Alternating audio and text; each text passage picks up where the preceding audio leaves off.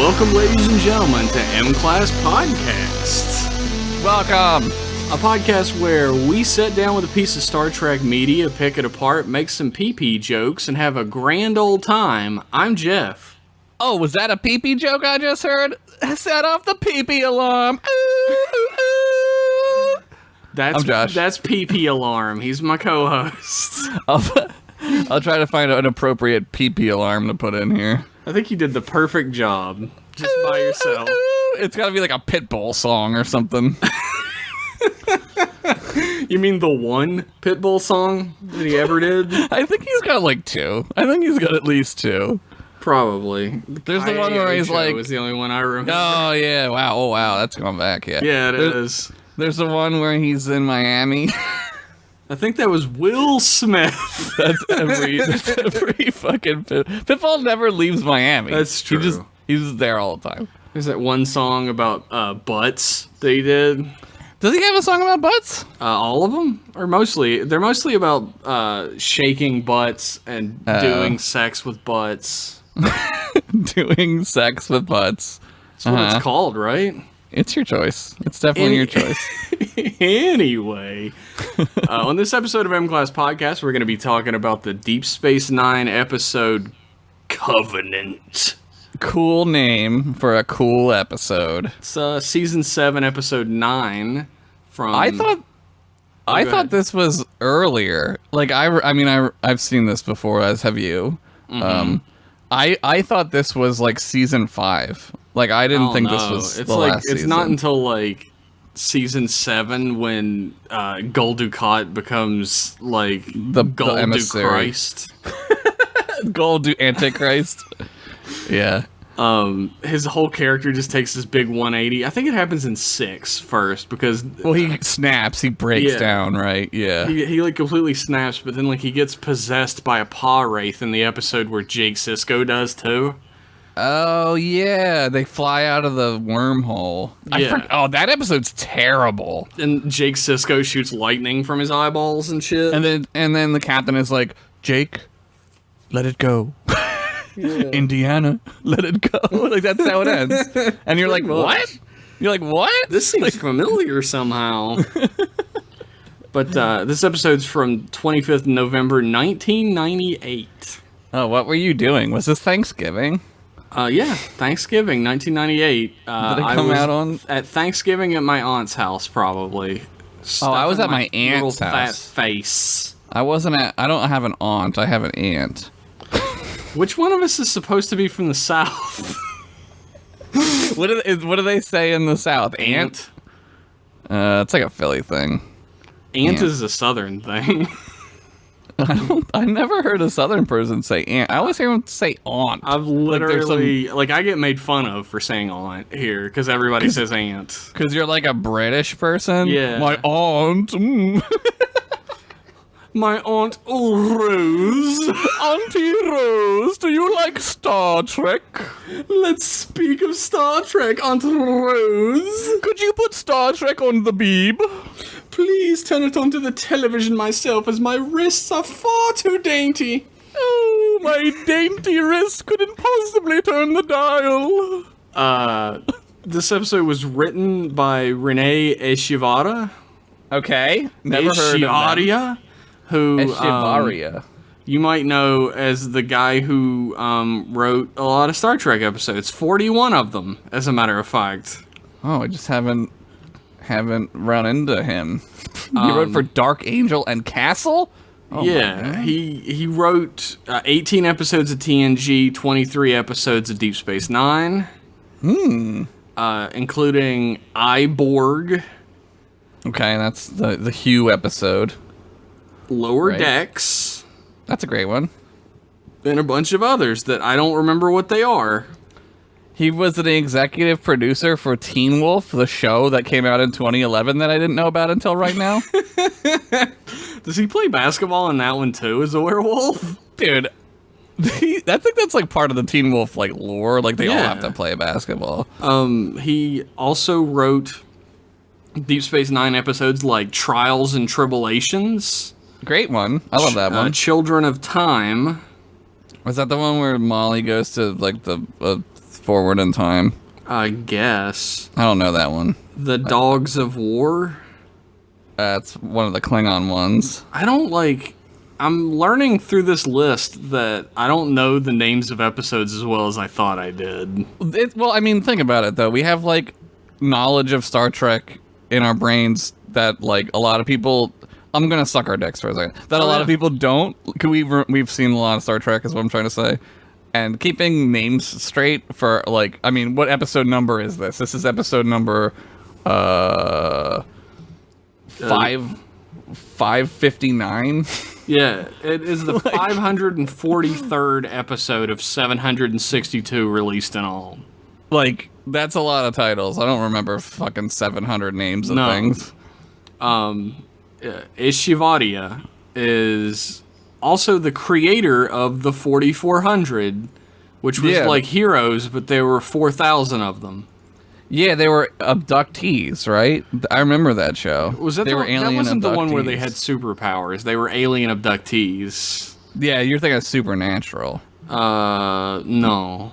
You're thinking of Sabrina the Teenage Witch. Yeah, that's the one. You're thinking of Teen Wolf, the show that came out in 2011 that we all know about. Well, he did have basketball superpowers. But, however, this episode was directed by John Kretschmer, which is just an awful last name. Just Sorry, Kretschmer. Who only directed 4 episodes of Star Trek, but has directed episodes of Sequest DSV, The New Adventures of Superman Sliders, Xena Warrior Princess, Hercules' Legendary Journeys, Buffy the Vampire Slayer, Early Edition, Brimstone, Dark Angel, The Lone Gunman, Charmed, Veronica Mars, Burn Notice, and White Collar. Wow, he's done so many things that are cool. He's done every nerdy show there is. Yeah, that's like much. everything that everyone who likes nerd shit likes. I guess Burn Notice and White Collar are like regular ass shows. Yeah, but... he did Birds of Prey. What? What? Remember Birds? He did a Riverdale. Oh boy, that's Which your one boy did he do? now. Which, I don't think I know this one. Chapter 43. After shocking event rocks Riverdale, Vixens, Veronica stages a confrontation. Betty enlists an unlikely ally. Jughead reconnects with his past. That could be any episode! I literally can't believe that there's a character in a modern tween, like, drama show named Jughead. What's his real name? It's like something weird. His birth name is Jughead Jones. No, his real name is like... It's not Jughead. It's like Mortimer or something. It's not that, but I need to know now. Go look it up. Jughead's real name. His first name is literally Jughead. His grandfather's name was Jughead the First, and he's Jughead the Third. No, I don't want the actor's name. Oh my god. Which Sprouse brother? Forsyth Pendleton Jones the Third. That's his name. I knew he was the third. I fucking called it. He's the FP. Which Sprouse brother is he? Cole, I think. Okay. They really hit it big. They straight up fucking Kel Mitchell, the other one. He's just not in anything anymore. It's like Brandon Lee and Jason Lee. Like, which one's which? Who knows, right? I guess we'll never know. They could switch places on dates. Brandon Lee is in, like, Bruce Lee's son? No, is that not Brandon Lee. Am I thinking, is it not Brandon Lee? The Lee guy. The Lee. Brandon. Jason Lee? No, not Jason Lee. Fuck. Jason Lee is... Jason Lee is... Brody. Yeah, and the other guy from Mallrats, the main guy from Mallrats. Oh, yeah. He's a twin. That's yeah, why I thought you're Jason right. Lee. I don't remember that guy's name, though. Fuck. Now he's got to find that out, too. We're in a hole here. It's not good. This episode is about religion, so go ahead and shut this off, I think. Jeremy London and Jason London. Yeah. The Londons. The London brothers. Yeah, if you're gonna be mad if you're not wanting to hear our religious and political. Yeah, the thing about this episode is it's about religion, but it's not really. It's about politics. Yeah, it's sort of about both. it's more about politics because of now, right? Like what's happening right now. Yeah, It's about politics. So, if you're one of those people that says, "Wow, guys, you should talk about politics a lot," yeah. Shut it off. Get ready for the next episode of M Cuck Podcast. Because it's gonna happen. Look, if you filthy liberals would just listen when we tell you. Economic anxiety. Yeah, that's the real reason. That's the real one. There, that's the ticket. Yeah. This episode brings back the paw wraiths, which we haven't seen since season 6, as far as I know. That's the boy version of the Ma Wraiths.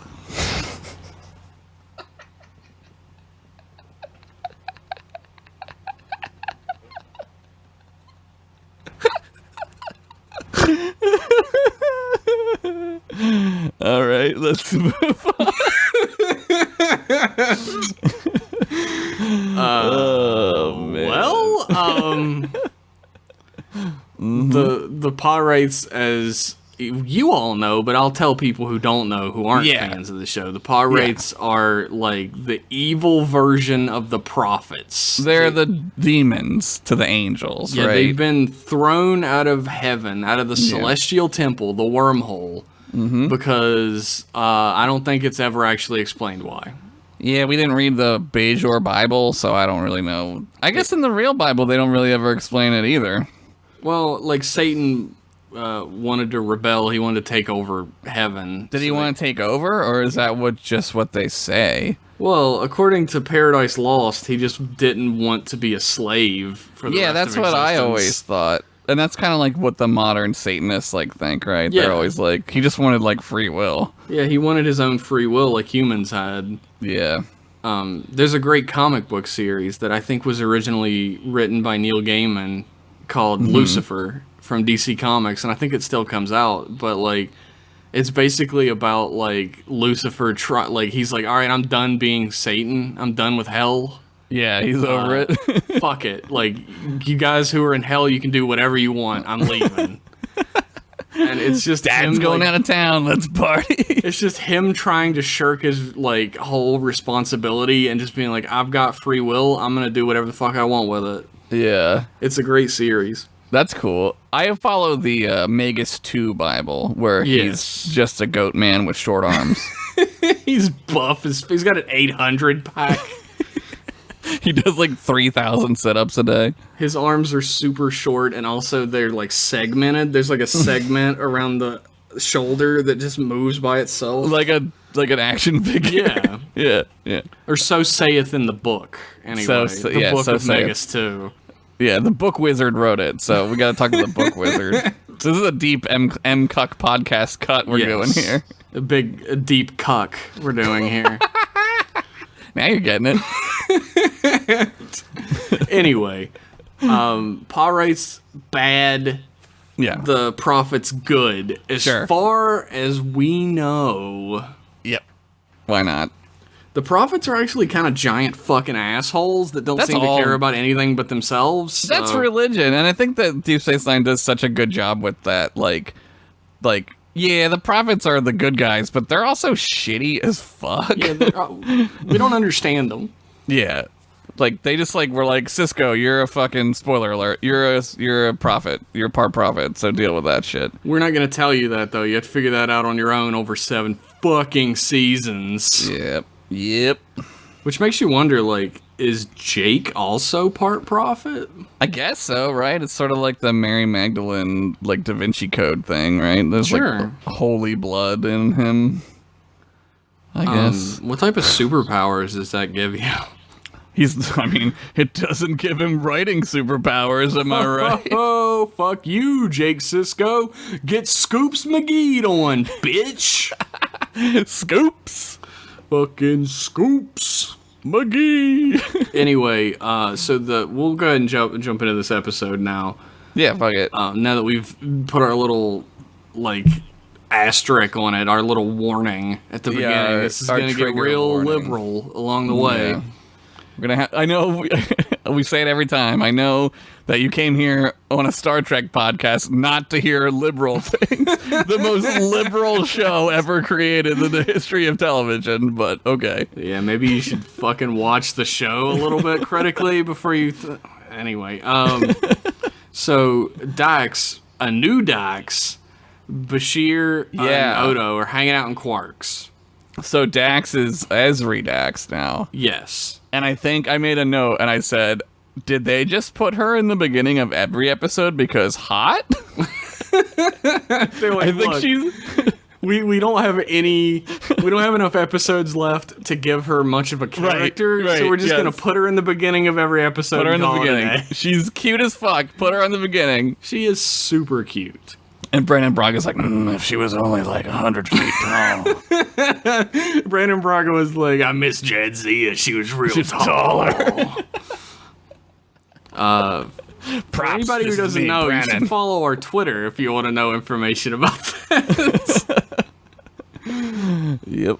But like Odo orders a drink and Quark's like, you don't drink shit, and it's like, well, I have to pad the episode for a couple more minutes, Quark. We got a soft enter into this episode. You can't go hard right away. This is a serious one. Kira is really weird in this episode. Like, she comes in like with this like happy-go-lucky smile on her face and shit. She's fucking a giant human-sized dildo, dude. I guess. Like, I'd be pretty chipper. She like comes in and she's like, I just came back from my religious service, and I was learning about faith and forgiveness, and it made me feel whole as a person. And Odo was like, oh, I wish I could go to service with you so that I could spend more time with you. Gee golly gosh. They're all like, oh shucksy, like cutesy wootsy new relationship bullshit.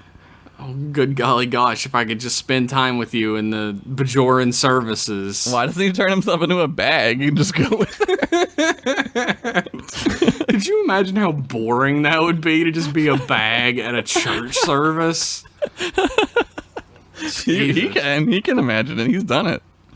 But Kira, like, they have their little drinky together, and they're super cute. Mm-hmm. And later, Kira's in her quarters, and Vedic, which is, as we all know, a Bajoran spiritual leader, shows up. High priest. They're like a high priest. And he's like, Kira, remember when I taught you during the occupation, which is the only thing we ever talk about? Remember that? to be fair, it ruined their world. It's a topic of interest. Like... It's very much a topic of interest still. Here we go again with the freaking Holocaust talk again. Come on, guys.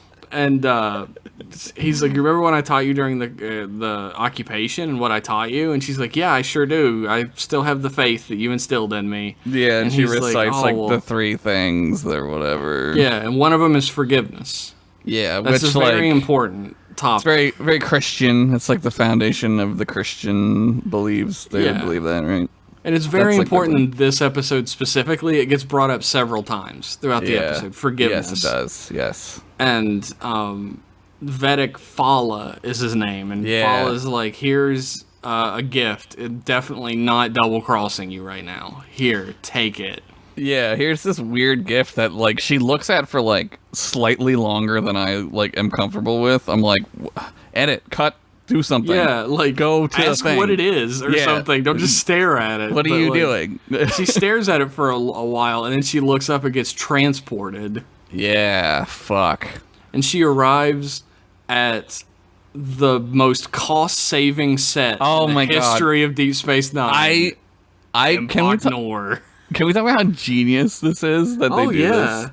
It's fucking amazing. Like, that would have been thing number one on my list when I was coming up with, like, how can I pitch this Deep Space Nine show that I want to do in a way that seems cost-effective when you have to make a whole new set. Right. For the show. Or like go on location to like a desert or something. Well, guess what? We could reuse this set over and over as other satellites. Right. They just have other stations. And my favorite thing, like, how are we gonna establishing shot? How are we gonna make it known that it's Empok Nor? It's tilted on its baby. side. Just tilt it a little bit. There you go. Desaturate the colors and tilt it. Yeah. Turn the lights off in the windows. Empok Nor.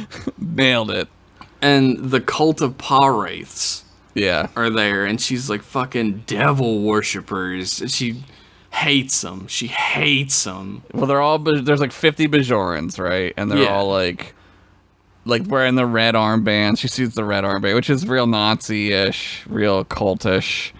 The red armbands. It's very much like evocative of Yeah. not correct imagery, like very evil imagery in your head. Yeah, things associated with other bad things. But we find out that they have someone that they call the Master, who's brought them all together. Someone who's been touched by the Paw-Wraiths. Yes. And it turns out to be Gul Dukat. History's greatest monster. Yeah. God, I love Gul Dukat because he's so evil. There is one thing about this scene that I really don't care for that much. It's just a small thing that bothers me. But it's like a super zoom in on Gul Dukat's face. Mm-hmm. And then, like, it cuts to Kira and she's, like, horrified looking. And I'm like, okay, fade out. Yeah. But it stays on her face, and she says, Gul Dukat. I was like, yeah, we know.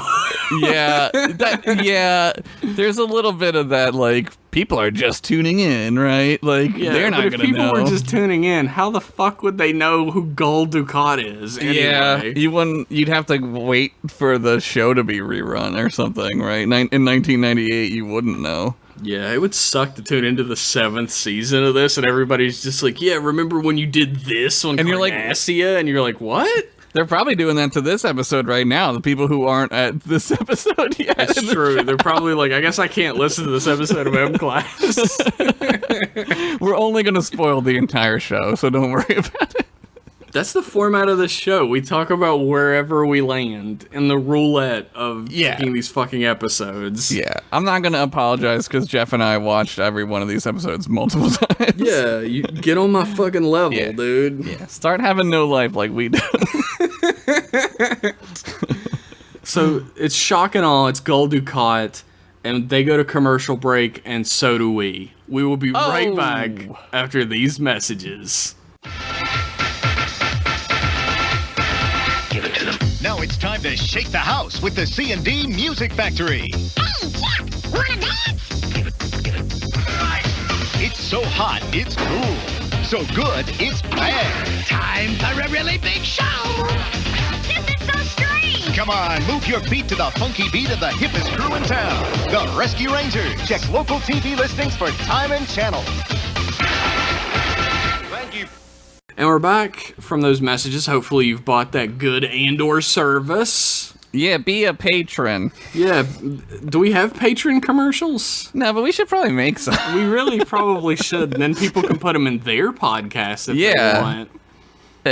We'll do that. Well, I'll get around to that when I'm not doing a million other things. Yeah, we need to do like anyway.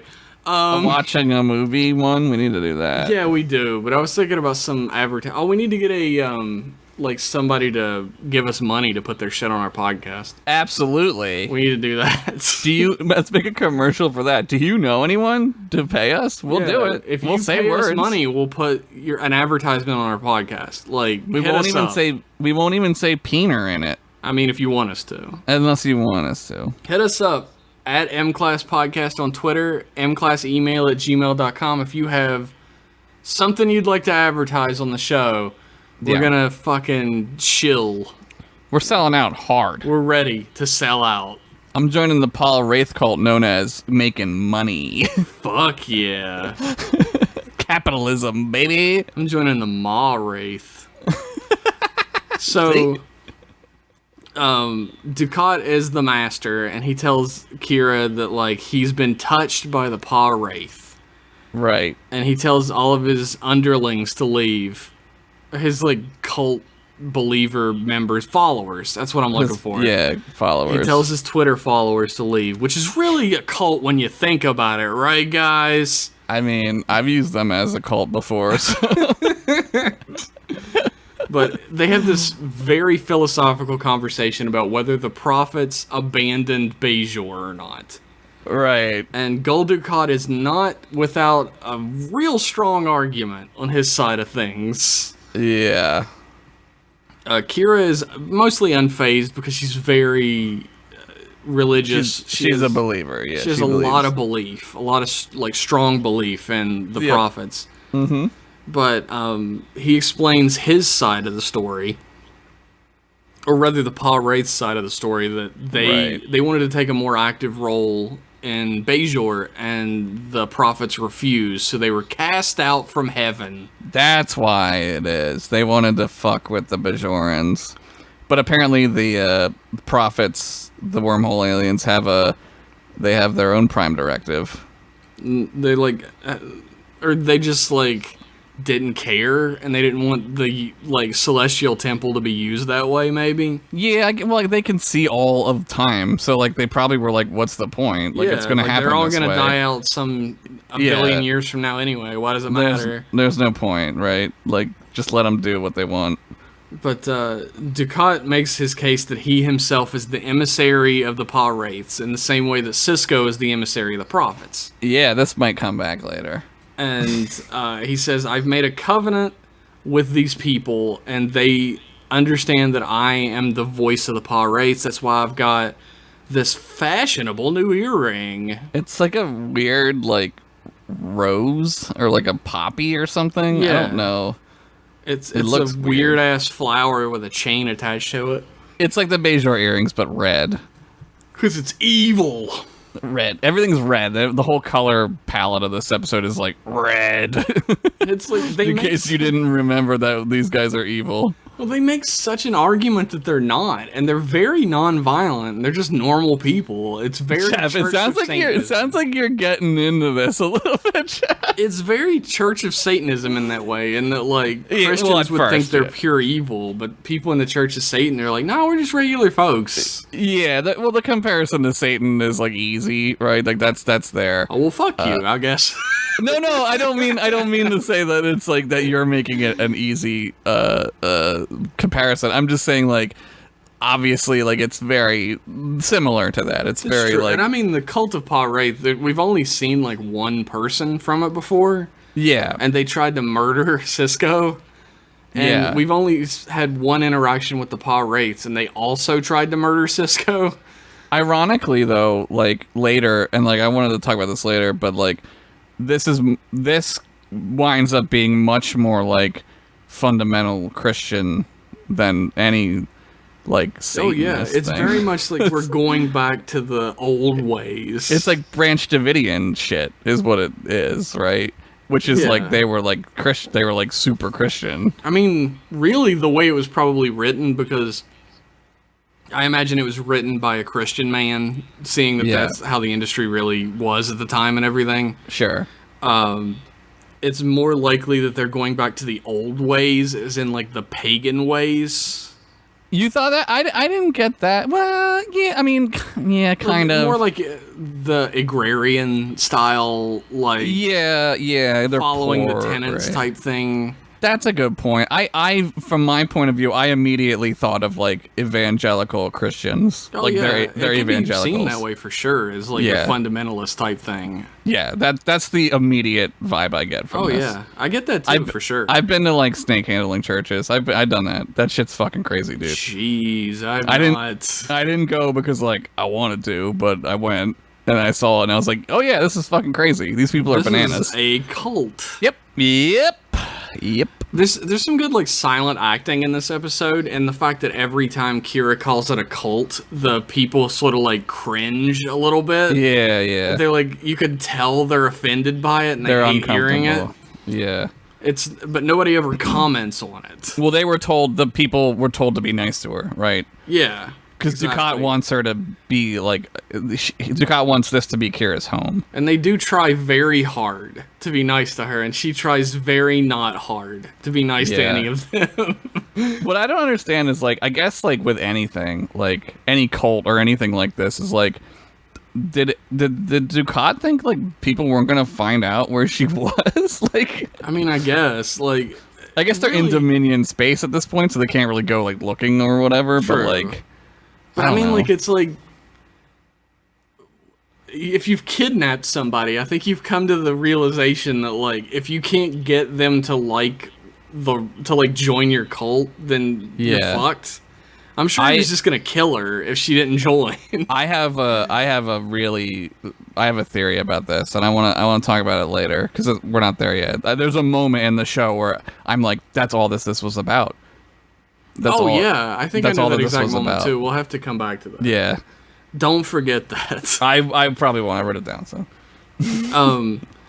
But he tells Kira that he allowed himself to be possessed to begin with. He wasn't like taken over. Yeah. And all he wanted at the time was revenge on Cisco. But having been touched, his heart is now open. And she's like, well, was it open when you killed Jadzia? Spoilers for everybody who didn't know that happened, I guess. Sorry. It's okay. They got Esri. She's super cute. And she's like, oh, you know, Mrs. Fucking, you can't make an omelet without breaking a few eggs. Anyway, you see, yeah, his excuse is like, she was in the way, which is like, what? It's like, pretty fucking evil, bro. And also, like, it's just one, like, person. Like, what the fuck? You're like a god at that point. Like, what are you doing, you know? He says he's going to follow the Pa race. He's going to reclaim the Celestial Temple. Yeah. And he wants Kira to join them. Because I guess, like, he dipped into the inkwell with the mom. He wants to double dip with the daughter. I guess that's what he's into. Yeah. He's got nose ridge fever. That's for sure. He's got. He's all about Bajoran women. That's He all he loves wants. them. And there's like a little like, you know, like a Thomas Jefferson style like slave owning type thing behind that. That's like very disconcerting when you think about it. It's he's a gross ass character all around. No, the guy who plays him, whose name I will never remember, Tony Alamo. He is amazing. Like, he's an amazing actor. For Ducat sure. is so fucking evil. He's like legitimately the most evil character I think I've ever seen on television. Oh yeah, he's so fucking completely evil at his core. His value system is so fucked up. And yet he's so like charming and funny on top of it. He plays a dictator, like a cult of personality guy perfectly. It's perfect. It's fucking perfect. Even to the point where Tony Alamo was kind of swayed by it. In like later interviews. That's terrifying. In later interviews, he's like, you know, Gul Dukat like isn't as bad of a guy as everybody really thinks Gul Dukat had some pretty good ideas. You know, Gul Dukat kept the trains running on time, so people like you expect people like me. That's a reference for some people who might get it. Yeah. Anyway, he's like, well, you meet my subjects and I bet you'll love it and you'll be my wife, join. And we'll all have a great time. Yeah, you get like the feeling, right, that he wants to, this is his like, you're gonna be my queen, right? Back on Deep Space Nine, they finally figure out Kira's not there. Yeah, it's like the next morning and they're like, Kira didn't show up for breakfast. Yeah, where was Kira? She didn't show up for work. Yeah. And everybody's like traipsing around her apartment and they're like, blah. You know, it was like, I don't know. But thankfully O'Brien's there and he's like, hey, I actually fucking scanned and it turns out there was a transporter used here. You guys want to use these like amazing computers that can scan things? Let's do that. Let's try that out. They're like, well, I was thinking about just walking around the room and seeing if like maybe she like wrote a note or something. Did you check under the bed? Maybe it's like hide and seek. I don't want to check under the bed, Odo. That's where the monster lives. And O'Brien's like, remember when I fell in love with this lady for like one episode? Man, that was crazy. But they've apparently been she was transported using Dominion technology. Yeah, they kind of like Star Trek bullshit their way out of this. Yeah, like, there's tachyons in the room that show the transporter was used, and they've traced like there had to have been a beacon used, and they used the Yeah. residue to find where it was and everything. So yeah, because transporters can't work that far. Like it's like True. like I think the distance is like 3 light years is like the Which radius. is crazy. That's like Yeah. the distance that Dominion can do. That's like halfway or like 3/4 of the way to the closest star to Earth. Like that's fucking insane, That right? is nuts. The thing is, I'm yawning. I'm sorry. It's all right. I'm very sleepy. The thing Somebody is, should have taken a nappy. now, if I would have been smart, I would take a nap like Josh. like your pal Josh did. But they don't know where she is, and they have no idea where to look. Because 3 light years in every direction is a lot of space. Yeah, it could be a lot of places. I'm assuming, I guess. That's what they say anyway. She could be on a ship. She could, who knows, right? She could. Yeah, I mean, like, think about wherever it this the way. fuck. It's 3 light years in a orb around Deep Space In a Nine sphere, that she could be yeah. in. Yeah. That is a lot of fucking space. Yeah, she could have been put on a ship and the ship could have flown away too. Or Oh yeah, who they kno- could who be knows? deep in Dominion space, like O'Brien says at this They point. could be deep in Dominion, Deep Space Nine. And they look right at the camera, and then a toy commercial for Deep Space Nine plays. Buy the new Captain Kirk toy What? from Trials and Tribulations. Have you seen the commercial with Quark where he's like selling the action figures from his bar? I put that in something. I Dude, think I put that in one of our episodes. I fucking love that commercial. He's like, he's this, like, look this- at this handsome fella. handsomest. Yeah, it's him. I love it. It's really. I miss shit like that, man. I do too. I miss commercials like that. But back on Empok Nor, Kira is under house arrest. Yeah, she gets put in a room. And Fala comes in, the Vedic Fala, and he's Yeah. like, I joined this cult years ago. Like, I didn't join it because Ducat told me I had to, or else Yeah. I wouldn't be cool like the other cool kids. I was in the Pa Wraith cult before anybody else was. That's right. I founded this fucking cult. And she's like, "What? But you taught me all the things about the real religion that I believe." And he's like, "Nah, my religion's real. I've been in it since back then, even." After the occupation, he says. Yeah, and he's like, the guy who tried to kill Cisco was acting on his own, like he was a crazy man. Yeah, sure. Ducat, they all however, say. is washed clean by the Pa Wraiths, and he has no evil past any longer. It's very Christian, very Jesus-y. It would be like, it would be very communion. Christian if like Hitler showed up and he was like, Jesus touched me. Yeah. Well, it's this is how like evangelical Christians talk. Like there are churches out there. There are churches like around me that are like feel good churches where like you can like do stuff, but like as long as you like accept Jesus, Yeah, as long as you like, you know what I mean, receive like absolution for your faith, then you can do whatever. yeah, and it's like I don't know. I'm gonna shit a lot on Christianity because like this to me is so evangelical. It's like sopping wet, and like now that we're going through like this like evangelical like takeover of America right now, Oh, yeah. like it's like a Yeah. second Renaissance, except it's the Dark Ages. It's the second Dark Ages, so great. Yeah. I don't know, man. I get like a real strong like crazy. Like fundamentalist is the Yes, word, really. It's yeah. very fundamentalist. Like those churches were those like mega churches. That's what this is. This Just is think- like, if you read about it, like this is it's not the Heaven's Gate, it's the other one. Like Yeah. the cult. Well, yeah. It's Fuck. it's Heaven's Gate-ish. It's also it is Heaven's Jonestown. Gate. Jonestown. That's the Jonestown one I as was thinking of. fuck, It's 100% Jonestown, to the point Yeah. where like Kira meets a woman named Mika who had a baby with a guy named Banyan, Yeah. and they had to have permission from Right. the master in order to have a baby, which is what happened in Jonestown. Yes. Also in the Branch Davidians, the Waco shit. That Oh, yeah. shit was like this is way super Waco. Like Ducat's like David Oh Koresh. yeah.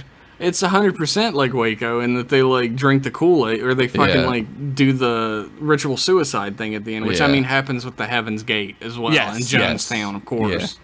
The most famous one being Jonestown. It's very Jonestown, and like they have like a vow of abstinence that reflects ancient Bajoran traditions. Right, it's very fundamentalist. Yeah, and they're sex Amish.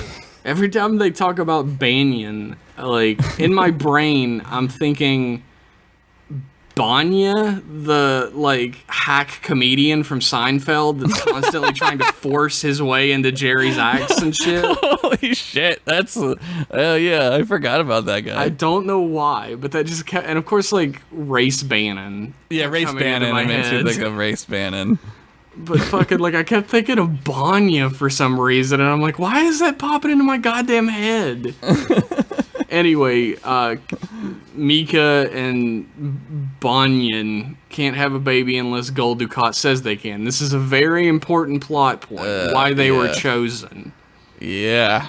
It starts to make a lot of sense. Kira gets taken to a prayer meeting, and everybody closes their eyes and has guns on them around her, which is great plan. And she, of course, not being completely brain dead, grabs the gun and points it at Dukat and says, I'm getting out of here. She's like, get out of the way, I'm gonna shoot him, let me out of here. Yeah, and all of the cult members stand between her and Dukat, like Bajorans stand between her Benyon and Dukat. Yeah. Benyon is the first one. He goes up and he's like, no, I'm Spartacus. And he stands in the way. Yeah. I love this man who definitely didn't cuck me. I love this man who didn't fuck my wife at all. And right, guys? And she's like shocked. Like she gets the double axe handle fist and gets knocked out. Yeah, which I didn't think they taught that. I didn't think they taught that outside of the Federation. They learned it from the Federation. They picked up some tricks. They picked it up for the Federation. Yeah. They knock her right the fuck out by hitting her back. Somehow that knocks her out. And then we go to commercial again. Well, fucking like Dukat like comes over to her and whispers in her ear, "See how they love me." Yeah. He's getting like I mean like the greatest the formula for Dukat in this whole show is like start Dukat out doing X thing, and you're like, oh man, Dukat, he's fucking evil, and then they move on a little bit, and then you're like, is he? And then the other shoe drops, and you're like, oh no, he's super fucking crazy. He's way more evil than I thought he was. And Holy shit. Yeah, and then each progression of that is him being more and more crazy and evil. Oh yeah. Like, this dude was gonna fucking straight up murder 50 people and a baby in this episode. Just so they wouldn't find out that he fucked a lady. Yeah, which is like, oh man, dude, it's so depressingly real. Like, it's so sad. Like, how real this is. We'll get to that though, but like Kira wakes up from her horrible pummeling and Dukat's like taking care of her and she's fucking pissed. Yeah, she has her like jacket off and she's wearing that beige like tank top that she wears. Yeah, like the crocheted tank top. Yeah, everything's like crocheted and beige. It's made of like a fucking doily from your grandma's house. It's like a coffee table doily. And she's like pissed because it looks like she was being undressed, and he's like, I was taking care of your wound. Which is like, it's a bruise. Like, what are you gonna do to a bruise? Put ice on it? Like, you can put ice on it. Like, she's like, you're trying to build another Bajoran occupation here. It's the same thing, except now they love you. Right. And she's like, you always needed us to love you. Like, you never understood like why we didn't fawn over the great Gul Dukat, right? Yeah, and he's like, he does his normal fucking razzmatazz, his normal soft shoe dance, where he's fucking like, well, if it wasn't for me, it would have been way worse. Right, I was protecting you, really. I was the real hero of the occupation. Yeah. Me, Heinrich Himmler. Right. right. Yep. Fucking like, she's of course unmoved by this. Yeah. But he brings up her mom. He's like, your mom fucking loved it. And she's like, no! Yeah. Oh, man. So everything he says is, designed to, push. Oh, yeah. He's pressing the buttons, for sure. Yeah, everything is, a button push. However, Mika goes into labor. And everybody's psyched. Everybody's like, oh, the first baby! Born to our horrible cult. Oh, goody. We get to hear a baby crying. Yay! Oh, yeah, my favorite. I can't wait till the baby cries. Woo! And the kid's born, and everybody's celebrating except Mika, who's like, She's shitting her crocheted pantaloons. Yeah, so they go over and pull the little thing back, and the baby is half Cardassian. Oh, whoopsie! Oh, do they not have space condoms on this fucking thing? Ducat's like, I don't ever wrap it up. I mean, that dude's got 50 children. Yeah, he's got more kids than any other Star Trek character in history. He kills a bunch of them, though. He does. He murders a lot of his own children. Either directly or indirectly, he gets a lot of his kids killed. But Ducat's like, oh my, it looks like the paw race have given us a sign. Yeah, this is so fucking cult fucking weird. This is like the Big Brother thing, right? Like the final order of the party was to not believe what your eyes tell you, believe what we tell you, and that's war is peace, right? Yeah, that's fucking modern politics. Don't believe what your eyes tell you, believe what we tell you happens. There's some really disturbing after it's revealed. And Kira's like, are you fucking... And she's talking to Fala, and she's like, are you fucking kidding me right now? He fucked her. He had a kid with her. And Fala's like, you choose to believe that, but you don't even entertain that a miracle could have occurred. That's so infuriatingly... He's like, I have faith. And it's oh my there's God. Proof right in front of your face that this is not his... This is his kid. It's screaming at you. It's literally screaming at you. There's a line in this episode that really made me mad for the real world, because this is a real problem in the real world, and it's our hero Kira says it. Yeah. And it's supposed to be a powerful line that we're supposed to agree with. But she's talking to Fala, and Fala says well, you believe in the prophets and I believe in the paw wraiths. Why can't we just let one another believe what we believe in harmony? Right. And she says, because we both can't be right. Right. And that's it. That's the problem with fundamentalism in religion is people can put on that face and say oh well you can believe whatever you want, right? But they don't really feel that way at all. Right, it's a lie. It's based on a lie. And it's our hero Kira says this, and we as the audience are supposed to be yeah, Kira, you tell him. Yeah. And I was just takind of taken aback, a little disgusted, a little oh. But Kira is a very religious character. That's who she is. That's the problem with Kira, and kind of the problem. I think as a whole, for the show, it's great. I think it's great because Kira's Bajor as it is now, where Bajor still is dealing with how to deal with their religion and be a part of this space community, right? Yeah. The scientifically driven discovery community. And Bajor hasn't learned yet to let some of that stuff go. You know what I mean? You have to understand if you're going to become a part of this community that your religion is not the be all end all for everyone else. You can't base your life off of your religion.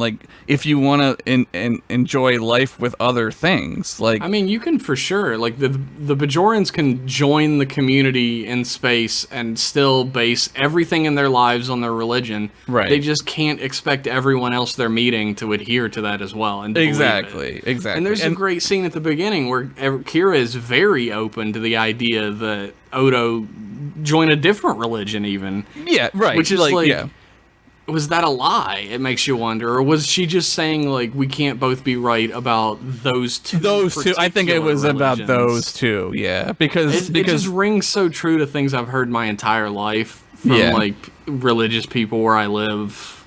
Yeah, no, I agree, and I think for the show it's those two because they're sure. diametrically opposed. So obviously, they're confrontational toward each other. But I think Kira being the most like enlightened Bajoran, the most enlightened Bajoran that we see a lot of anyway, she's already kind of assimilating to Federation life. Like she's very much like, well, I've seen crazy shit, and the Federation is like pretty great. You know what I mean? Like she doesn't like, she's not like a Bajor needs to be for Bajor. Make Bajor great again. You know what I mean? Yeah, Jesus. Like, that's not her. I was just thinking about the difference between Kira and Ro Laren. Yeah. And, like, the best way I could describe the difference between them as characters is that Kira is, like, a fighter class, and Ro Laren is, like, a thief class. That's a great way to put it. And a minor difference, right? Because thief classes can also be fighter classes. Yeah, but I know what you're saying. I know exactly what you're saying. She's very much like way more it's more about her than it is her people. Yeah, she's a survivor. And it's more about number one and doing what's right for her than it is anybody else. Yeah. No, that's a good call. I think you kind of get that from Kira at first, but like season 7, obviously, she's like all in with the Federation, to the point where at the end she's like a Federation officer, right? They're she's just like wearing the uniform for a while. Yeah, like you're in the Federation, right? Like that's what you're doing. Everyone in the crowd believes that Dukat Shocker is not the father of this baby, and it really is a miracle. Shocker. Except, of course, Mika, who knows that his pee-pee was in her vaguku. Put your sweet lizard dick into my ridgy vagina. Oh my god, you're already writing the fan fiction for this. Yeah, man.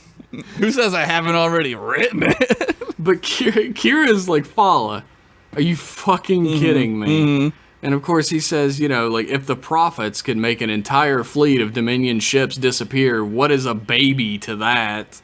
Right. And she's like, well, there's only one Cardassian here. And he's in charge. What the fuck do you think happened? Right. And he's like, you won't, like you said, you won't even entertain the idea that a miracle happened. Yeah. And she's like, are you dumb? Are you like fucking with me right now? Yeah. It's a maybe the most frustrating part of this whole episode, because it's arguments I've had with people. It's arguments I've had with people where I'm just like, I can't explain to you why this is idiotic. Like, I can't. I know you believe it. I know that you have faith, and that's great. But also, faith can ruin your life.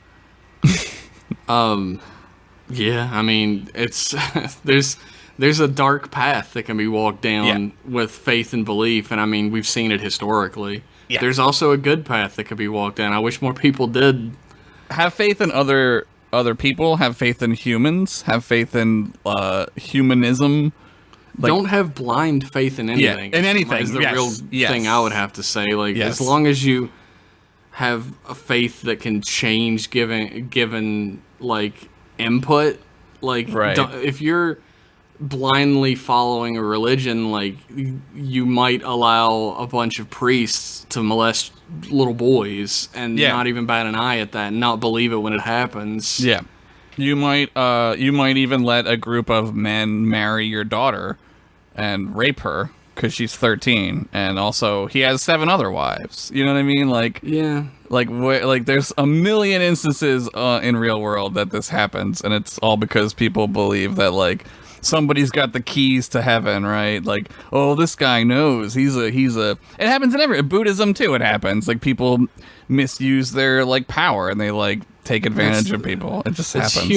Human nature is human nature. Those in power are willing to exploit for that power, and having blind faith that they're following the tenets that you believe, right? That they're, like, divinely ordained to be in their position is a way that, like, Gul Dukat can make all of you kill yourselves because they had a baby. Like, yeah. which you think he'd be used to it by now. He's just knocking everybody up. Oh, yeah. And I mean, like, Josh and I are obviously not religious people, and I don't think either of us would say that if you're religious that's bad. You could be religious all you want. Right. That's good. I'm glad that you found something for your life. Just be smart. Yeah, don't be ignorant, I guess. Don't blind yourself. Yeah, yes. Don't sell your freedom to somebody. Which is true of so many things, really. Like, there's cult of personality. In, like, politics. Like, it's inescapable. Human nature being human nature. Those in power will exploit it. They'll seek more of it. It's addicting. It's the most addicting thing, right? And that's Dukat. Like, he didn't just want to be in power, he wanted to be loved for it. Yep. It's not good enough that he has it. He needs to be, yep.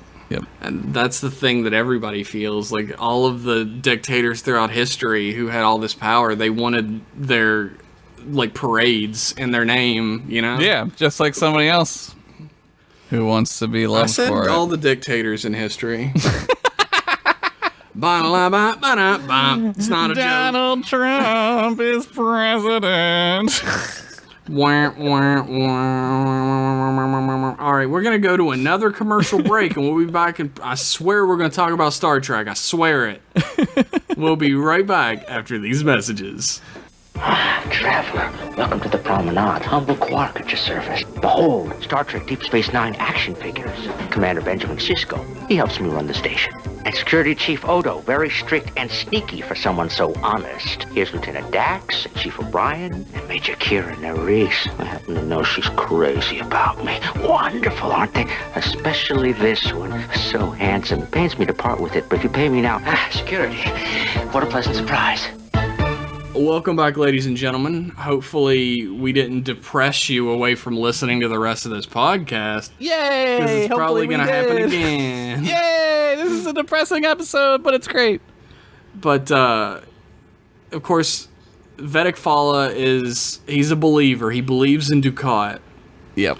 And, meanwhile, the man he believes in is meeting Mika in an airlock. Yeah, this is a good idea. And Dukat is like, oh, Mika, I'm so sorry. In that moment of weakness, I caused all this problem. Yeah, I was so weak. Oh, I was so God. weak, and you were so beautiful.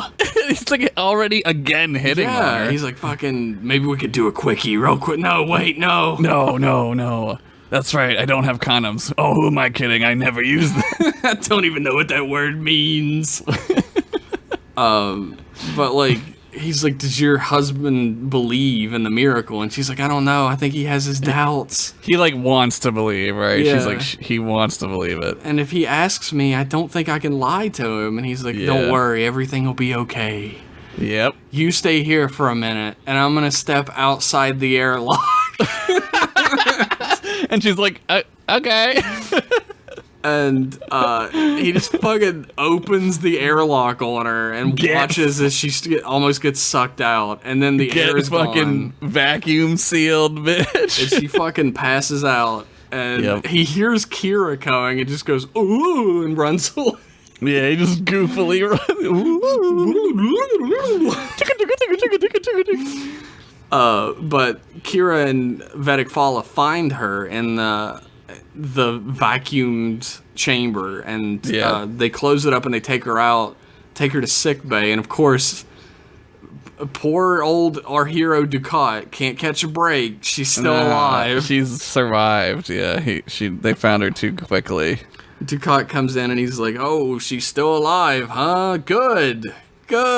So she'll be okay, right? Yeah. He's like digging for information. Like, oh, this horrible accident can't happen again. And Kira's like, are you fucking kidding me? Yeah, this whole episode is Kira being like, motherfucker. And she gets like dragged off while she's like, he fucked your wife, Benyon. Yep. He fucked her good.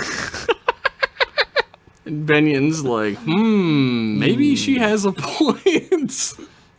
It's like the Don bot in the Futurama when Bender's cheating on his wife. And he's just like, now I'm beginning to be suspicious. Ducat goes to his quarters, and he prays to the pod race, showing us, the audience, that he does believe what he's saying. Does he, though? I don't know, Who man. knows? But I don't know, he's not man. doing this for anybody. It's just him. Yeah, but, like, he's doing it and he's on his wit's end. Like, it's Yeah. You know what I mean? Like, does he believe it or is he desperate? Like, That's a good point. Is he turning to his gods out of desperation? I think he is, even though he knows they're real because like he got Yeah, possessed. he got like, possessed whatever. by him. So maybe You know. it is literally like, hey guys, remember when you possessed me? I need some help. I need some sweet superpowers. And so he comes out and he's like, all right, everybody, the gods have come to me and they said, we all gotta die. And he plays a double neck guitar and it's fucking awesome. Kira's like, oh my god, that's rad, but I gotta stop this. God, I wish I brought my guitar.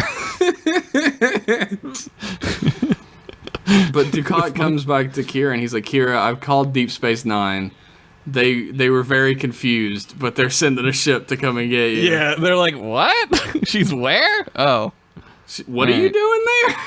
You kidnapped her again? What did you do to the girl in the airlock? Wait, It was let an me accident. guess. It was an accident.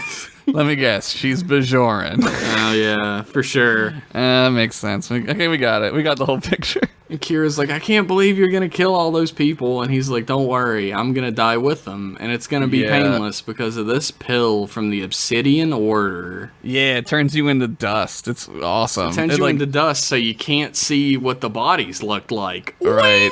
Wink, wink. Yeah. And they look like this like cough drops. I think they like either are cough drops or they were like cut from plastic to look like cough drops. They look like there's little like weird mints that they had in the early 2000s. In the early 2000s. Yeah, that's what I'm thinking of, I think. Yeah. I forget what they were called. What were but they called? They were the Curiously Strong mints. Yes. Altoids. Altoids? Yeah, but Yeah, they're the like gel clear, though. Altoids. Yeah, the gel ones. Like the ones that have like lemon flavor and shit. Yeah. Anyway, they're gonna take these Altoids and they're gonna meet their salvation with the Pirates because they're curiously strong. Because their faith is curiously strong. And they're that curiously- joke for me. Curiously strongly brainwashed. And as this is the moment that I think Josh was talking about. Yes. As he's leaving, Kira says, "Oh my God, you really do Yes. believe in Yes. all of this." And he stops Yes. and he smiles. Yes. And then he leaves That's- again, and that's all it was about. He That's wanted all- Kira to believe Yes. that he believed was, all this. He wanted to not fool her, but he wanted to see if he could. I guess it's not as simple. It's not like as simple as like he wanted to see if he could lie to her. It's not as simple as that. He wanted to see if he could get her to fall for him. He broke her. He wanted to see her believe that he was Right. or that he believed that he was the emissary to the Pirates. Right. It was a Yes. lie that he had crafted that he himself wanted to believe. It's a con. She fell for the con at that Yeah. point. That's all that this was ever about. And it's like the con goes even deeper because like he wanted to believe it as well. Yes. It was and like her belief in him Validates strengthened it. his belief Yes. in himself. It validates his whole thing. It's super fucking fucked up. Yeah, he's got horrific mental problems at this He's point. not. He's a psychopath. He's just a psychopath. Like I don't know what else. I don't have a DSM-5. We're definitely not psychologists Yeah. on this podcast. We're political majors, obviously. Yeah, and regular dick scientists. Dick, one of us is a dick scientist. I'm just a dumb red shirt. So they start the ceremony. They start the fucking Hail Bob Comet is coming by. They wear their white Nikes. And Kira MacGyvers her way out of the cell using The heaters. They have these like heaters sitting around. which are obviously those like circular touch lights that you just put on a wall. Those dome lights that they invented for infomercials in the late Yeah. 90s. Yeah. It's one of those, and she hooks that up to the door, and it explodes, so she escapes. Like filling a balloon with too much electricity. And she runs up to the second level, and Ducat's like, all right, everybody, take your Altoids. We're going to the promised land. We're getting out of here. And Kira leaps off of the second level and slams into Ducat and knocks the Altoid out of his hand. out of his hand. And all the Altoids in the container fall over, too. Yeah, they're in like this like ceremonial dish. Yeah, so Kira gets restrained by two big burly fellas. And Ducat's like, oh no, where's my non-murder Altoid? Where's it at? Yeah, he's like checking them. Like I guess he would know. I don't know. He's desperate to try and find his Altoid. Yeah, and Kira notices this, and so does the vet. So does the Vedic. Yeah. And she's like, what are you doing? Is it because yours was different than everybody else's? Yeah, she's like, they're all the same, Ducat. Why don't you take one? You know? Ducat's like, no, my time here isn't over. I have to find others. And they're all like, boo this man! Yeah, they turn on him. Yeah, they're just booing at him. Throwing the Altoids at him. He's like, no, stop! They hurt! Yeah. They're curiously strong when they hit my flesh. They have such sharp edges. Oh, my dainty lizard skin. Ducat rips his fucking earring out, and he's like, the covenant is broken. Yeah, he gets pissed, and then he just fucking not MacGyver's. The magician. What's the magician that makes things disappear? He disappears. He disappears. David Blaine? David Blaine's his way out. Let's go with David Blaine. Copperfield? David Copperfield. Thank you. David Copperfield's out there. He just slaps his wrist over and over again, and he teleports. He has, I guess, like a he's got one of the transponders or whatever. But everybody's screaming and throwing their Altoids still, and Vedic Fala sits down and takes his tablet. Yep, and I felt I didn't care. I didn't feel anything at that either. I was like, Kira runs over and grabs him, and she's like, "Why? Why did you do it?" Yep. And he says, "Faith, 'cause I'm stupid, Kira. 'Cause I'm super stupid." Whoopsie! I done did a stupid. Better kill myself.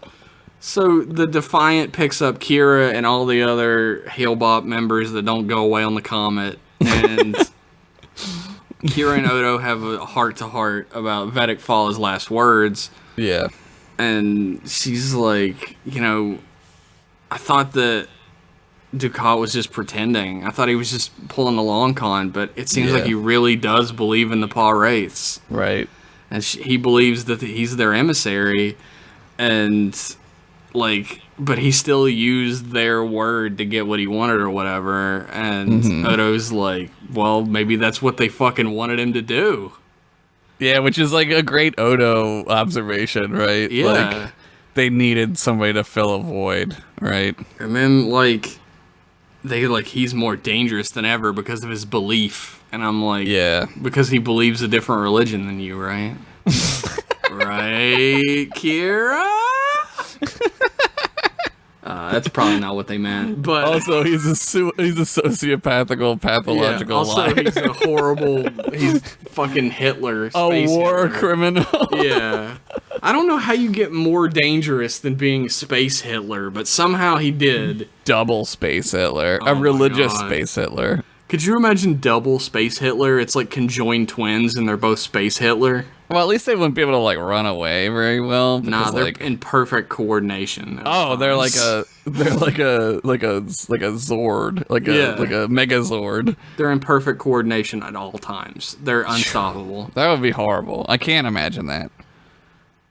Or can I? Starts worshipping double Space Hitler. Oh no! So this episode was set up specifically to create a dichotomy between Ducat and Cisco, where they're both on opposite sides of a conflict that's both celestial and religious and holy. It's a holy war now. They are the chosen ones of their religions, which are diametrically opposed and must destroy one another. One of them's gonna fail. Like, I Jesus wonder going which into hell. one is gonna fail. And it ends up, they're literally in hell at the end. Then the fire pits. Right? Yeah, that's true. That's hell. I mean, the imagery is, like, very, like, Christian religion imagery. Cisco wears, like, robes in the desert at some point. Yeah. Oh, it's yeah, that's very true. Christ-like. It's very Christian imagery. Yeah, I think that this is where they were going the whole time with this, right? Like, they kind of probably were like, we need like a big bad guy again, because like the Dominion is only half the story, like you said, Jeff, right? Like, Oh yeah. so who do we bring back? And I assume that they thought he was going to be this the whole time. If they didn't, they did a great job of making me believe they thought that. I don't know either. Actually, I feel like I don't know. Yeah, I feel like maybe that was just a decision that was made later. I don't know. It could be, but it makes a lot of sense. It makes perfect sense, really. I mean, and he's amazing. I don't think this show works without him. I don't think it does. Probably not. Like, he's the grand villain of the whole show, really. He is so like, hateable, either it's him ridiculous. Or, WHINY? No, what's her name? The, Female changeling? the Bajoran religious leader. Oh, who's like a Kai monster. Wynn. Kai Wynn, yeah. Yeah. Kai Wynn is also horrible. She's hateable. She's like as the fuck. other side of the coin of like the good religion, where like people in Right. power can use the good religion in a way that's like Right. evil, just as evil as like the evil religion. It's the horseshoe effect, right? Like, if you become evil on one side, you get more evil like the other side, right? It's a similar type of evil. You're still corrupt. You're still stealing. Regardless you're of what still side you're on, murdering. if you're still corrupt, you're corrupt. You know. Yeah, yeah. Murder's just- murder. Still. It's just all shades of gray. Yeah. I do have a John Larroquette fun fact of the week for this episode. I thought we didn't have one. I thought I didn't either, but I just found one, baby. Oh, fuck yeah. The basic story of this episode was actually plotted out by David Weddle, Okay. who co-wrote several episodes of Star Trek Deep Space Nine, and was executive story editor and co-producer on Ronald D. Moore's Battlestar Galactica. Oh, the show that you love. I love it. He wrote 12 episodes of Deep Space Nine, David Weddle did. Okay. Did he write any Battlestar episodes, or is he just a developer guy? I think he was just he was the head executive writer, or story editor, so I'm sure he had a hand in the stories. Well, that makes a lot more sense because these shows are extremely similar in lots of ways. However, Weddle wasn't a writer to begin with. He was an investigative reporter. Oh my god, he was a Jake Sisko. He wrote about cults for LA Weekly. Well, there you go. And that's where this story came from. He was trying to create like a true-to-life story of like this cult of personality that builds around somebody like Ducat. I think he did a great job. It's very true to life, for sure. Yeah. Yes. I watched that documentary about Jonestown, the one that came out on Netflix like years ago. Oh yeah, I saw that one. That's fucking disturbing as shit, man. It really is like horrific. It's fucking crazy. What's super fucking crazy about like all of it is like where they were. Like they went to South America, right? To like just be away from the law. Oh yeah, basically away from prying eyes. Yeah, as well. and so like congressmen had to like go there, and then there was like that crazy fucking shootout at the airport. Where people were it's crazy, man. Like journalists were trying to go back to the United States with the information and they were gonna kill them. They were gonna murder them. They did murder some of them. They did murder like the they congressman sent, died. fucking Contras out there to fucking murder them. It's fucking insane, man. It is absolutely insane. And that's what this episode is really about. Is like Covenant is Jonestown, like Impact Nor is Jonestown. Yeah, I think a good lesson to learn though is like if you push these people, they'll wind up screwing themselves, and like it sucks because their ego is such that they can't not take everyone with them, right? Oh, if they're that's wrong, the thing is like if you push, they'll buckle, but they're gonna take everyone else. But you have to put like you can't not. You can't let because like the more people that get there, the more people are gonna die. Yeah, when it you have does, to- the house of cards finally does come down. Yeah, you have to pull the Band-Aid off quick. You can't just be like, well, I guess we'll let them go to South America, right? Like, they should have been like, no, you can't go. Like, somebody should have been like, what's going on here? Like, this is fucking crazy. There's also that sex cult that the lady from Smallville was in. Yeah, where they were fucking branding women and shit. Fucking insane, man. Oh my! And like the girl from Smallville, she played Chloe on Smallville, Yeah, the the- blonde girl. Like the she blonde was girl. like finding women that were like downtrodden and needing money and places to live and stuff. And It's she was, like- predatory. Yeah, it's super she predatory. was like grooming them to be part of this weird sex cult her boyfriend ran. Yeah, it's fucking, dude. Cults are fascinating, but like terrifying. They're absolutely horrifying, and like the people who end up in these cults aren't like stupid; they're just desperate. Yeah, that's the thing. Like, lots of like cult like research and stuff is about like these people were like normal people, but something in their lives like made them feel desperate, like they needed to fill that void, right? Yeah, and, it's like a lot of these people had families who like turned their backs on them. yeah, or, that's like, a common. Yeah, weren't like capable of like building meaningful relationships because Yeah. of something, and they were Yeah. just desperate for that belonging. And It's it sad. sucks because like everybody has that feeling sometimes, you know, Right, and that's what they yeah. prey on. yeah, it's fucking disturbing. Like, it's so weird. Yeah. Well, at the end of the day, you can head on over to patreon.com/mclasspodcast and Join our cult. for a low payment, as low as $1 a month, you can join our new religion. The M class religion. We gotta think of a cool name for it. The Cult of the Pare. That one's taken already, Oh Jeff. yeah, you're right. This episode is a disturbing look into At- cults, and also like Yeah. a comedy of errors on Gul Dukat's part. It would be kind of funny, but if it wasn't so serious, it'd be hilarious. He just keeps making all these really stupid fucking mistakes. Uh-oh, done fucked a Bajoran. Uh-oh, I had sex with a Bajoran. Hopefully that didn't come back to bite me in the ass. Uh-oh, she had a baby. Hopefully that's not mine. Uh-oh, it's mine. Better send her out of an airlock. Oh shit. Well, how am I going to cover this one up? Oh, I guess she can die of an accident. The baby will still exist, but she can't tell nobody. Oh, man. How am I going to cover this one up? She survived. I guess I'll just kill everybody. Dude, that's exactly what happens, right? Like, Yeah. like at Jonestown, they were like, well, we'll let him in, but I don't know. And then eventually, Jim Jones was like, well, I guess I'm fucked. It's time to kill everybody. Yeah. That's It's terrifying. That's It's- nowhere near as funny. What's super terrifying is the person in charge of the country right now is the same way. So He has a cult of personality that's completely, like, there's no denying that shit on either side. So- There is a cult of personality built around this man. So what happens when he has to go? I'm hoping that he just gets voted out, and that's what happens. But what if he doesn't go? Well, the thing is, he didn't want to be president to begin with. Like, he Yeah, was but- running to sell his fucking book, and then he won, and then he was like, well, I don't know what the fuck to do. I'm going to go golfing.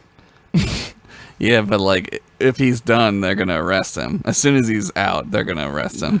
He's never going to get arrested for anything, Josh. Like, I telling wish you, I'm so telling you. hard. I wish so hard that he would get arrested for something. He's too rich. No, Rich he's people not don't get rich. arrested for things. But he's not. He's not rich. He owes so much money. He just loans money all the time. well, that's the what thing is, don't rich own. people owe a lot of money. They just don't pay. No, rich people are rich.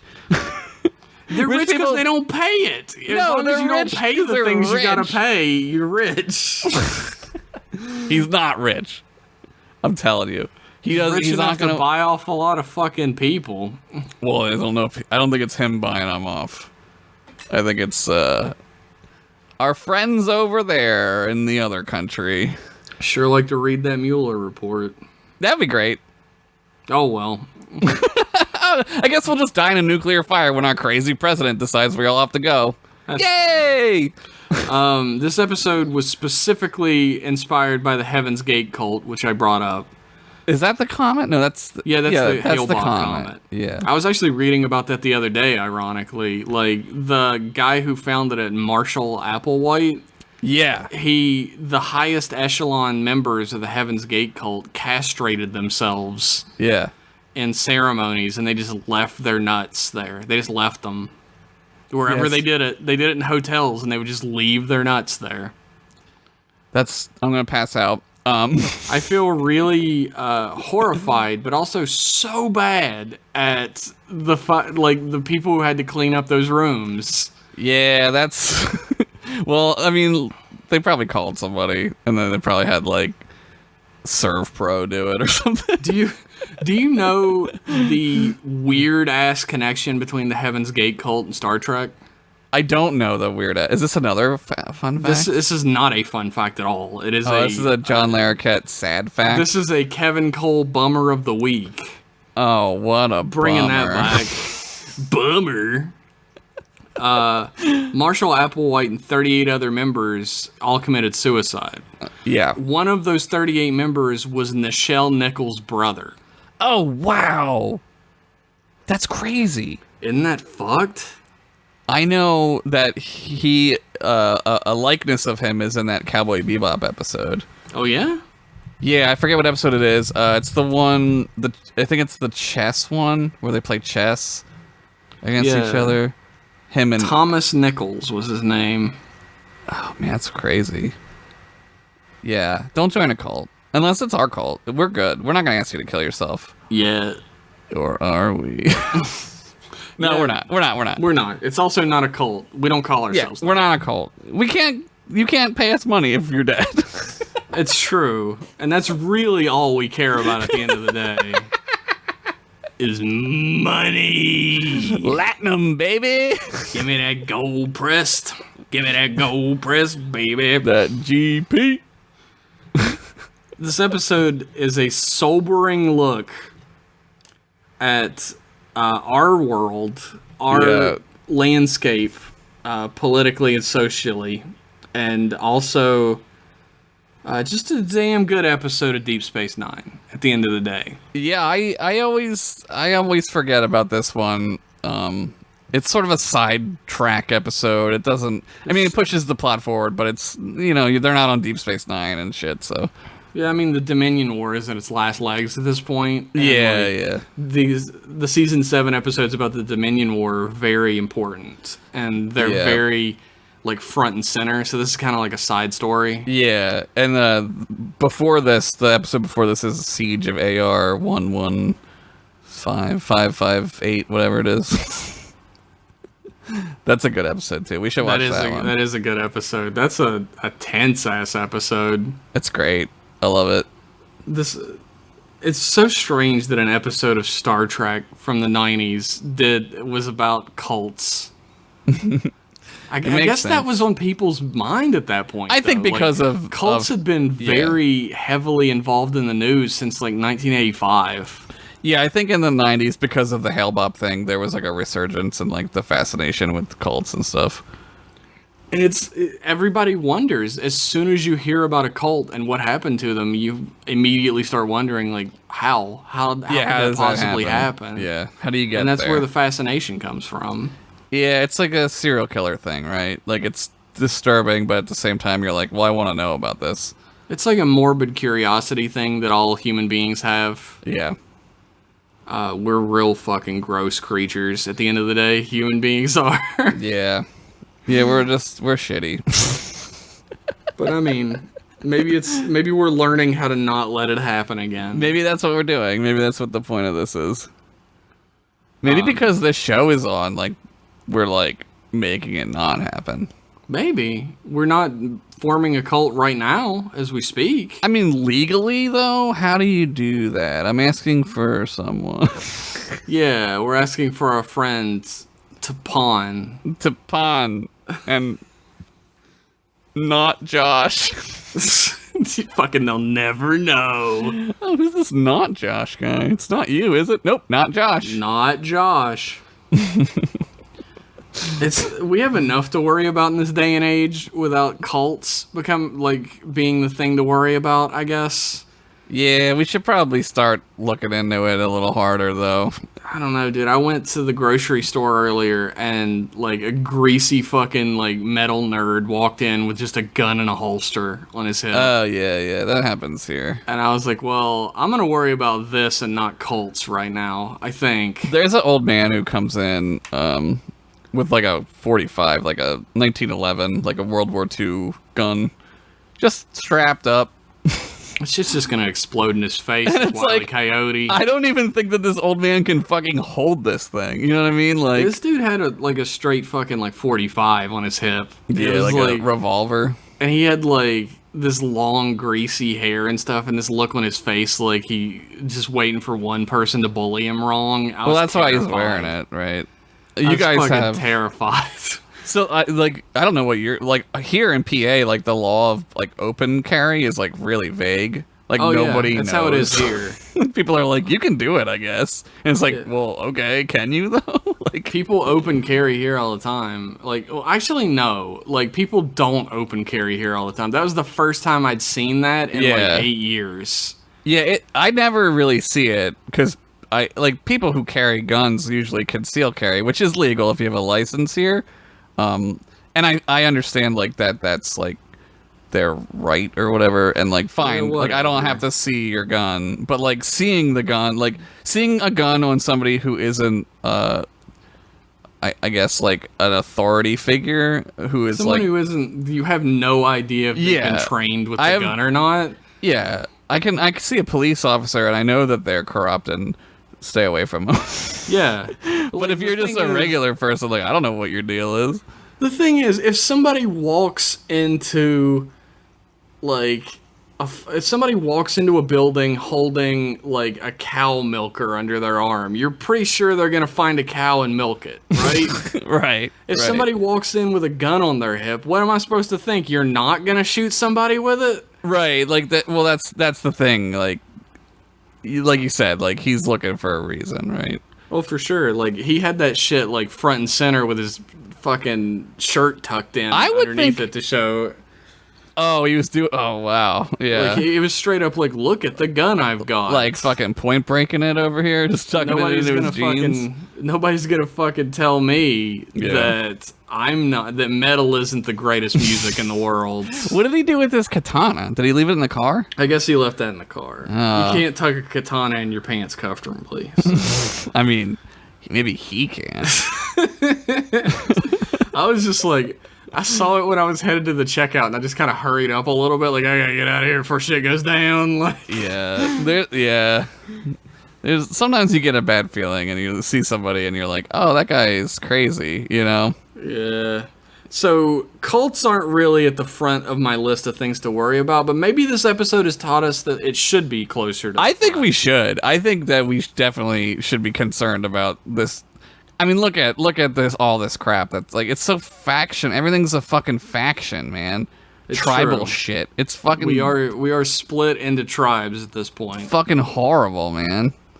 Whether you want to be or not, I mean, we are definitely shuffled into the super liberal tribe. Oh no, for sure. Which is crazy. It's just I only perform 6 abortions a day. Yeah, well, to be super liberal, it's 12. You're feeling a little under the weather lately. So you've been down on the quota. Yeah, I mean, we gotta get them out of there, man. You lose your democratic voting privileges if you don't kill at least 20 babies a day. Yeah, I have to file a report because being a super liberal also means lots of bureaucracy, right? And government control. So I'm every time I gotta take a piss, I gotta fill out form J33. Oh, J33, man. Yeah, that's the piss form. If you're gonna take a piss, you better be filling out J33. Yeah. I better not see a sprinkle nor a tinkle before you fill that out and get it notarized. Yeah, you gotta get it triple in triplicate. That's what you need. Taking a piss sucks as a Democrat. You are technically correct. The very best kind of correct. Bureaucrat Pennington. That's right. It's It's a weird world we live in where at any time the faction you're in could turn out to be a cult. So keep your eyes out. Yeah. Yeah. Keep your head on a swivel. Don't join any Ducat cults. It's true. If a Cardassian asks you to join a cult, don't do it. Don't do it. That sex cult, though? Maybe. Nah.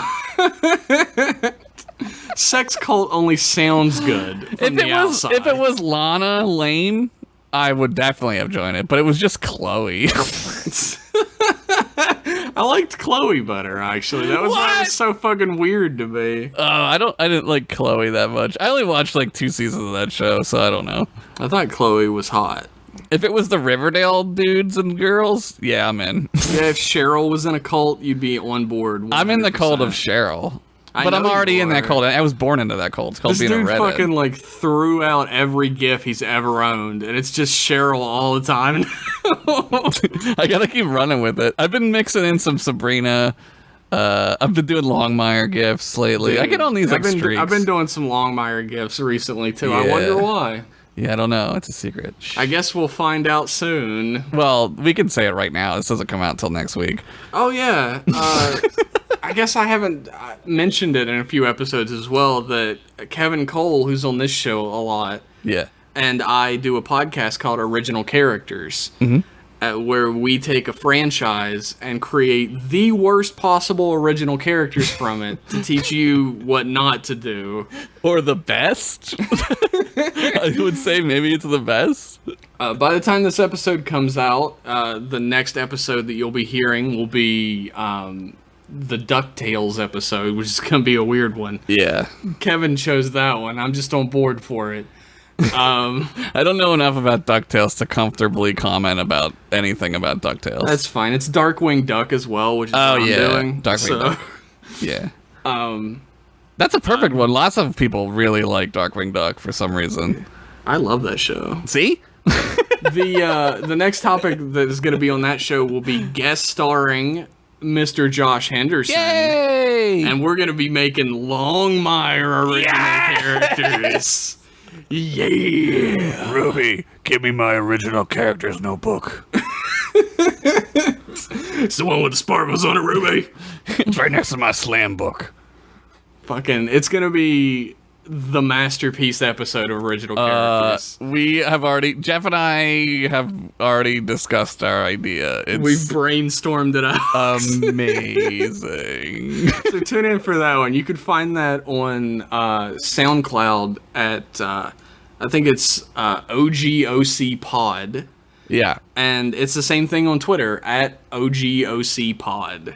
There you go. So do it. Hit that shit up, listen to it. There's an episode that, if you didn't know this, there is an episode of original characters that already has Josh on it about fucking Daranos Yeah, that's from a great fantasy one. fiction. That one emotionally hit me.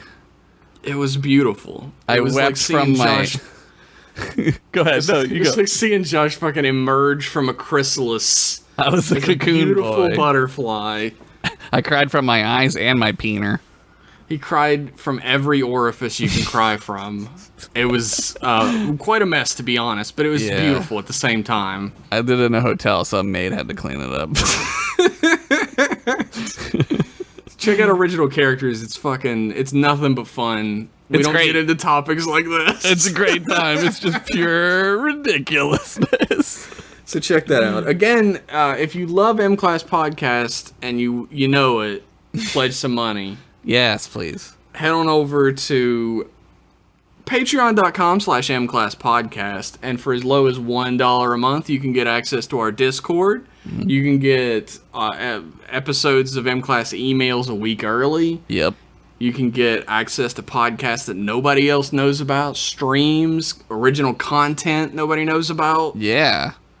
Check that shit out. Thank you to all of our Patreons who are already Patreons. Thank you so much to everybody, all the Discord boys and girls. Thank you all. Yeah. If you don't want to give us money, shame on you, for one. Yeah, I'm dying. And for fucking, we need food, buddy. I just go to the grocery store and I just look at the food and I go, oh. Yeah, I go to the grocery store and look at the food and go, oh, and then a guy shows up with a gun and I leave. Well, Jeff, maybe if you had a gun, you could get food. Yeah, if I was a good guy with a gun, I could get some food. Yeah, you'd be like a Longmire. You can follow us on Twitter at MClassPodcasts. Where we tweet funny tweets and retweets. People post a lot of funny content on Twitter about M-Class. So check that out. Scoops McGee. I was reading some Scoops McGee today. Dude, I always gotta wake up every morning with my Scoops McGee. Your cup of Ractigino and Scoops McGee. Fucking every day for me. It's a ritual. Don't talk to me until I have my Ractigino and Scoops. There's a shirt for you that we could make. I'm sure he would love me making a fucking character shirt from a thing he made. No, just the Ractigino. Don't put Scoops. Like the shirt could have the Scoops McGee like newspaper on it, but like I don't know. Let's just do it. I'm just gonna steal his content. Fuck it. What's he gonna do? He's not even a real character. He's not even a real fucking person. He's Scoops McGee. He doesn't have a social security number. Get off the grid, motherfucker. You know what? Thanks everybody for tuning in. Even if you're not a patron, we appreciate you listening to the podcast and having a good time. Yeah, if it's your first time, thank you, and join our fun Star Trek club. Yeah. If it wouldn't be too much trouble, ladies and gentlemen, and others, head on over to iTunes, our iTunes page. Leave us a review. Do it. It can be any review.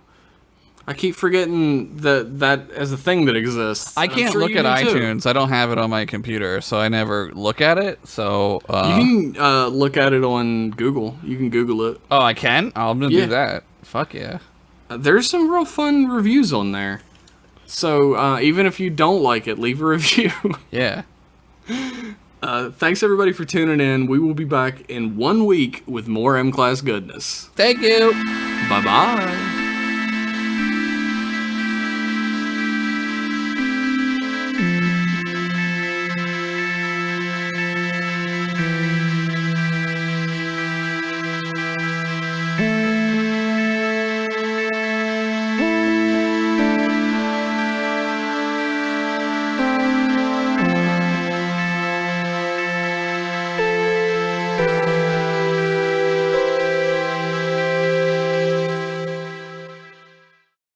I'm mentally ill.